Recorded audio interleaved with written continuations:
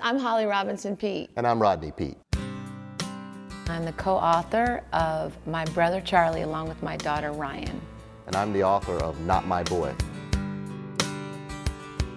Autism is a brain disorder that affects a child's ability to connect socially. So autism is a very devastating disorder that can really make it very difficult for families.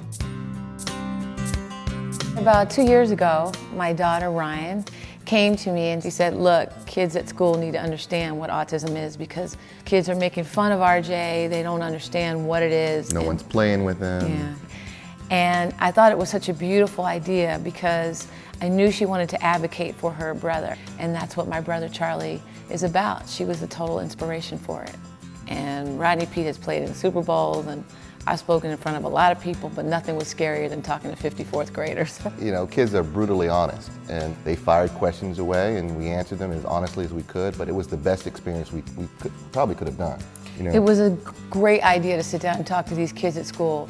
So My Brother Charlie is an opportunity for children to read about a kid who's really cool. And in the book, Ryan says, you know what, if you just get to know my brother and you take your time and be patient with him, you'll find out he's a great kid.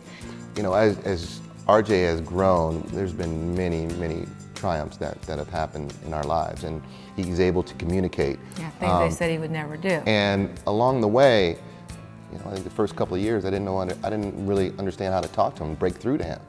When I was reading Rodney's book, Not My Boy, I would sit up at night and cry because I had forgotten so much of what we went through. We've come so far. You know, obviously there's many reasons to write this book, but one of the big reasons is to really share some of the stories. And as I started talking to other fathers, it was amazing how similar the stories were. There was one circumstance in therapy, and I got down there and RJ didn't respond to me at all. And at that moment, I knew that I better get on board and understand what autism is. Otherwise, I'm going to lose my son, my family, everything around me. It was important for me to share those stories. So I think it's something I hope a lot of men read, and not just men, but women as well, and change that expectation. Once you're able to change that expectation, then you can grow and move forward. But as long as you sit right there in that place and feel this sense of why me, why my son, not my boy, and you stay there, then you're just stagnant. And so I think what's great about Rodney's book is that it talks about just really having hope that these things will happen and find a way, come up with some way to figure out how you can have a little bit more empathy.